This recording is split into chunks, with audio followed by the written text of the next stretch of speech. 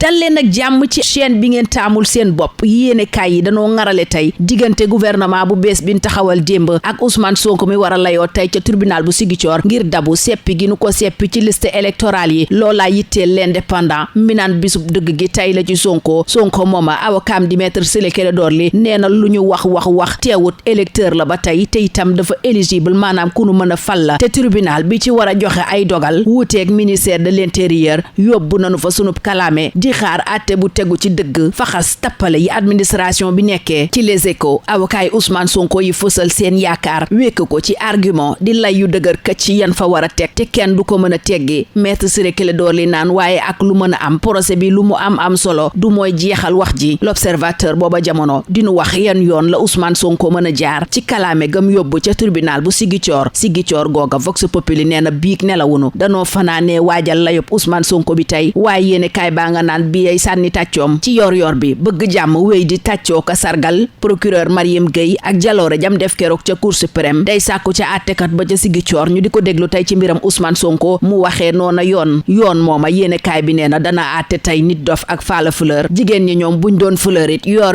bi nee na taxulee na naat noonu ci gouvernement bi ndax ñañu ca woo bari na waaye yéene kaay bi nemmeeku na ne soxna ya ñu néew lañu réew mi quotidien moom nemmeeku ne coppite ya taxu koo bari ndax yéene kaay bi nee na ñu bari fañ ne woon juguñu fa lan leen doon defloo it soppeekuwut les mêmes têtes et les mêmes quêtes nii la ko yéene kaay bi gisee jaaree ci xalim ak Assane Samba ñi dugg bees ci gouvernement bi it yéene kaay baa ngi leen di lim Oumar Youm la mi ñu dénk forces armées Antoine Mbengue mi ministre des transports aériens et du développement des infrastructures aéroportuaires Thérèse Faye dugg na moo jiite woon FONGIP tey mooy ministre du développement communautaire de la solidarité nationale et de l'équité sociale et territoriale Modou Diagne Fada mi jiite woon Sonacos réew mi quotidien nee na moo jiite tey ministère des collectivités territoriales de l'aménagement et du développement des territoires Lat Diop ma ne woon ca LONASE yéene kaay bi ne dénk nañu ko ministère des sports El Hadji Momar Samb bokk ci coalition Benno Bokk Yaakaar nekkoon ca HCCT tey mooy ministre bi nu toftal ci garde des sceaux ministre de la justice mu yore wàllum bonne gouvernance waaye itam promotion des droits humains Daouda Dia ma ne woon kes ca assemblée nationale réew mi quotidien nee na Macky Sall tabb na ko ministre de l'élevage et des productions animales Saliou Sow mi kenn xamutoon mu ne woon ci ruqam réew mi ne Macky Sall génnee na ko fa tabb ko ministre auprès du ministre de l'intérieur chargé de la sécurité de proximité ak protection civile gouvernement bi réew mi quotidien itam nee na am na ca ñoo xam ne dañoo jug fii rek dem toog fee bokk na ca Aïssata Tall Sall mi ñu dénkoon affaires étrangères te tey mu yore wàllum justice Ismaïla Madior Fall ma yoroon justice réew mi ne moo dem ca ministère des affaires étrangères wuutu fa Aïssata Tall Sall kon doonoo weccoo place ñi ñàkk seen place nag réew mi nee na Mamadou Tallala mi fi yoroon collectivité territoriale ak Oulimata Sarr mi fi dénkoon wàllu koom niki Sophie Galadima mi yoroon wàllu pétrole gam yoroon réew mi ne ci loxol Antoine Diome la tàbbi Macky moom daa tàmmoo wéyal Sud Quotidien moo ni gisee ne Macky opte pour la continuité ndax yéene kaay bi ne dara soppeeku wut laas ne ay coppite bu amee it yu ndaw la ci yéene kaay bi Amadou Ba maye muuñ gu ndaw fësal lim bëgg ci gouvernement bi mu ne gouvernement de combat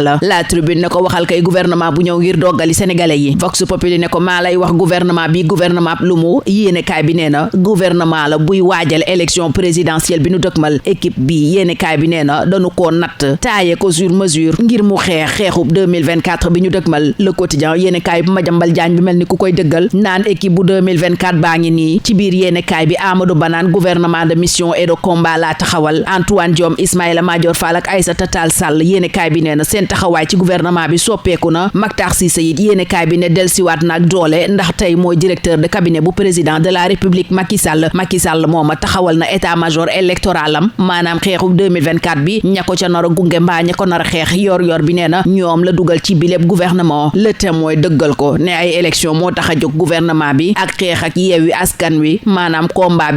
bi Le Témoin nee na opposition bee ko tax a jóg loola opposition bi mel ni ku ko xam ndax ca Vox Populi ña ngay wone seen ñàkk yaakaar ak tiitangeek njàkkare gi ñu am ci paluk Sidiki Kaba ci ministère de l'intérieur Moussa Taye bu taxaw ci yéenekaay bi ma nga naan directoire de campagne bu Amadou Ba kay moo nekk nii Sidiki Kaba moom wóolu wunu ko benn yoon Mimi Touré naan ko yaayay ndax moom mi fi jiite woon gouvernement bi nee na tabbuk Sidiki Kaba ci poste ministre de l'intérieur du signal bu baax politicien bu nëbbut boppam la moo war a toppatoo élection yi dëkkmal Mary Teuw Niane ne njuuj njaaj gi ci wàllu politique moom fi mu ne nii daa laal plafond sës na rek ak gouvernement politicien bi ñu fi taxawal Abdourahmane Diouf mel ni ku yedda kawaar Sidiki Kaba naan ko bul def rek luñ la sant nga def ko jëfandikool sa devoir d'ingratitude maanaam bul jàpp ne ameel nga kenn lenn na ba tax fu mu rëdd nga jaar fa. fi gouvernement bii nar a jaar ci wàllu politique ak ay jubluwaayam ay analyste politique ña ngi koy càmbar di ko dëggal ci booba lépp yéenekaay di Vox Populi. booba jamono ci enquête ñu lal ay jeu de calcul yu ñu nemmeeku ci remaniement ministériel bi Macky Sall amal démb. Macky Sall mooma Walf Quotidien na ay pion wam la déplacé yëkkati bii teg fee. yéenekaay bi gis ne ñeenti ministère yu am solo andi na fay coppite bu ko defee it defeewu ko lu bees ndax lu màggat la jël moom Macky Sall bëgg koo defee lu bees ci gët yéenekaay bi di l'info. Le Soleil moom gis benn équipe ak ñeenti jubluwaay di ay orientation nii la jantuk aan gi xëyee ci gouvernement bi taxawal démb nenu juróom benn yu bees dugg nañ ca ñett rocceeku ñaar delsi benn ministre délégué yokku na gouvernement de mission et de combat it la Amadou Ba di wax ca booba lépp yéenekaay moom Amadou Ba moo fës ci xët gu njëkku bés bi le jour yéenekaay bi di fàttali ne ñeenti weer kott la bi lépp gouvernement am ngir yay askan wi teg dara ci seen loxo. lii quotidien moom gis ne gouvernement bi daanaka jaru ko woon amu fi njariñ ñi gouvernement bi gën a amal njariñ l'observateur booba jamono ma nga naan mooy gox yu Fatick Ziguinchor Mbour Matam ndax dañu leen a yokk doole jëm ci élection présidentielle bi nu dëkkmal. Habib Sy moom teggi na boppam ca bopp Yewwi Askan Wi candidat gi mu bëgg a doon ci élection présidentielle bi nu dëkkmal bés bi nee na moo ko waral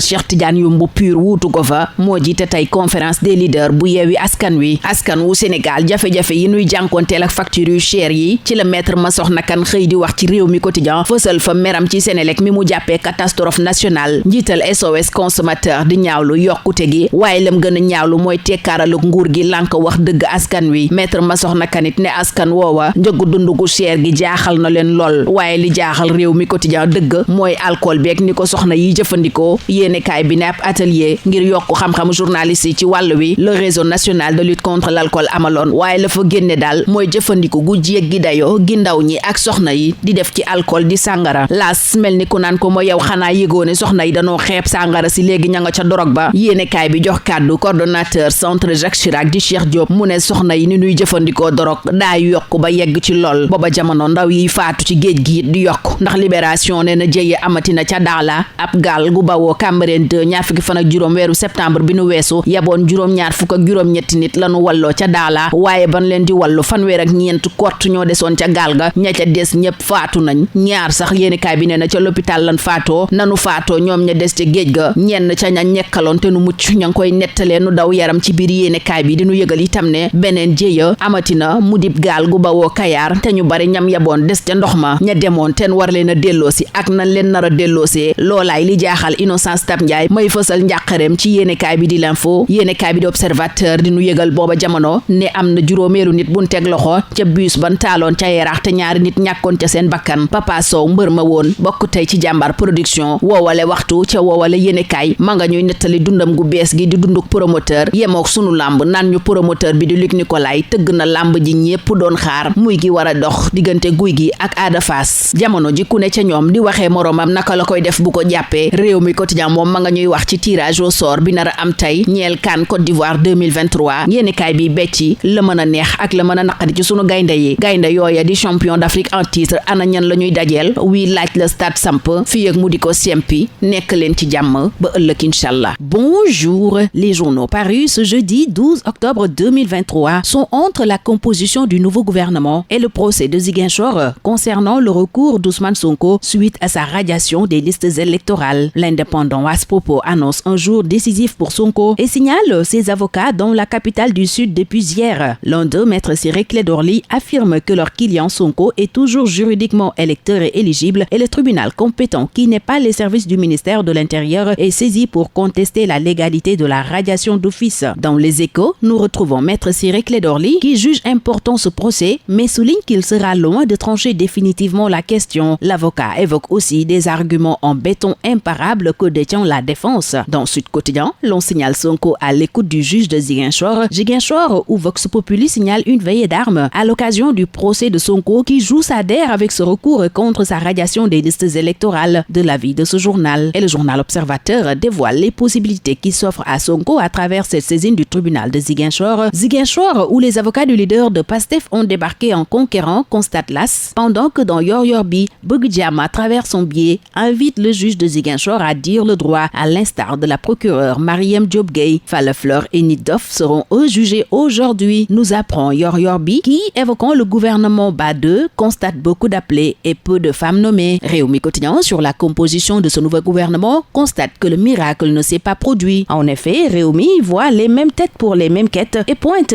des entrants et des sortants. Parmi ceux qui font leur entrée dans le gouvernement, Rewmi signale Maître Oumar Youm qui devient ministre des Forces armées, Antoine Beng qui hérite du ministère des Transports aériens et du développement des infrastructures aéroportuaires, Thérèse Faye, elle, devient ministre du développement communautaire, de la solidarité nationale et de l'équité sociale et territoriale. Modou Diagne Fada, jusque-là directeur général de la Sonacos, occupe le poste de ministre des collectivités territoriales, de l'aménagement et du développement des territoires. Lat Diop, qui était à la LONASE, et le tout nouveau ministre des Sports. Et Elhadji Momar Samb, membre de la coalition Benno Bokk Yakaar, qui était aussi en poste au niveau du Haut Conseil des collectivités territoriales, intègre le gouvernement en tant que ministre auprès du garde des Sceaux, ministre de la Justice chargé de la bonne gouvernance et de la promotion des droits humains. Daouda Dia, questeur à l'Assemblée nationale, aussi fait son entrée dans le gouvernement. Il est nommé ministre de l'élevage et des productions animales. Saliou Sow, inconnu et discret, est nommé ministre auprès du ministre de l'Intérieur chargé de la sécurité de proximité et de la protection civile. Rewmi souligne aussi que dans ce nouveau gouvernement, des ministres ont juste permuté. C'est le cas d'Aïssata Tall Sall et Ismaïla Madior Fall, respectivement nommés ministre de la Justice, garde des Sceaux et ministre des Affaires étrangères et des Sénégalais de l'extérieur. Et dans ce lot de ministres, d'aucuns n'ont pas été retenus. Il s'agit de Mamadou Talla, ministre des collectivités territoriales, de Limata Sarr et de Sophie Gladima, informe Rewmi Quotidien. Sud Quotidien retient de la nomination du nouveau gouvernement que Macky opte pour la continuité, pendant que Vox Populi voit un gouvernement de combattants pour l'élection présidentielle, pointant tout de même un jeu de chaises musicales pour un remaniement ministériel. Une équipe ministérielle politique taillée sur mesure pour son combat présidentiel. De l'avis de ce journal, qui nous plonge dans les coulisses du remaniement, se penchant notamment sur le retour en force de Mactar Cissé à la présidence comme directeur de cabinet du chef de l'État. Mactar Cissé, le retour en force, note aussi enquête qui pointe un jeu de calcul dans ce remaniement ministériel. Mimi Touré, elle, visiblement déçue de ce nouveau gouvernement, s'exclame dans Enquête « Tout ça pour ça ». Ce nouveau gouvernement, c'est pour achever le Sénégalais. De l'avis de la Tribune et de l'avis de Walf Quotidien, Macky a déplacé ses pions. Ce journal pointe 4 ministères stratégiques qui changent de main. Des changements mineurs, estime l'As, qui pointe pour Thérèse Faye la rançon de la liberté. Pour Mactar Cissé et Maître Oumar Youm, l'As parle de retour en grâce et Maître Antoine Beng, l'avocat de l'État, a constitué la surprise du chef. Aux yeux de ce journal, qui signale Mamadou Talla et Sophie Gladima, deux proches de Macky Sall à la trappe. Amadou Ba, lui, affiche ses ambitions dans l'As, où il parle d'un gouvernement de combat. Un gouvernement de mission électorale et de combat contre Yewwi Askan Wi, pense Le Témoin, qui fait état de 23 ministres qui conservent leur portefeuille, 8 ministres qui permutent cette nouvelle entrée et 3 gros départs. Mais pour l'info, Macky Sall a fait du neuf avec du vieux, alors que de l'avis de Yor Yorbi, Macky vient d'installer son état-major électoral. L'équipe pour 2024 confirme Le Quotidien, qui renseigne qu'Antoine Diome, Ismaïla Madior Fall, Aïssata Tall Sall ont changé de poste. Amadou Ba, lui, parle de gouvernement de mission et de combat, ce qu'il réitère dans le quotidien national Le Soleil. L'Astre de un titre, une équipe 4 orientations, dévoilant notamment les objectifs de ce gouvernement. Gouvernement qui a juste 4 mois pour convaincre, fait remarquer Bes Bi Le Jour, qui annonce un chamboulement dans le groupe parlementaire de Benno Bokk Yakaar avec l'entrée de Oumar Youm et Daouda Dia. Cheikh Tidiane Youm, lui, remplace Habib Sy à la présidence de Yewwi Askan Wi, nous apprend aussi Bes Bi Le Jour, au moment où Vox Populi livre le scepticisme des opposants qui tirent sur Sidiki Kaba, nouveau ministre de l'Intérieur. Pour Moussa Tine de Tahaou, c'est plutôt le directoire de campagne d'Amadou Ba. Sidiki Kaba ne nous inspire pas confiance, ajoute-t-il. Il y a de quoi, semble dire Aminata Touré, qui trouve que la nomination de Sidiki Kaba au poste de ministre de l'Intérieur est un mauvais signal. C'est un politicien affiché, affirmé en charge des élections. Renchéri Mimi et Mary Teuw Niane constatent une duperie politique qui a atteint son paroxysme avec ce gouvernement politicien. Se prononçant aussi sur la nomination de Sidiki Kaba, Abdourahmane Diouf l'invite à user de son devoir d'ingratitude et des analystes politiques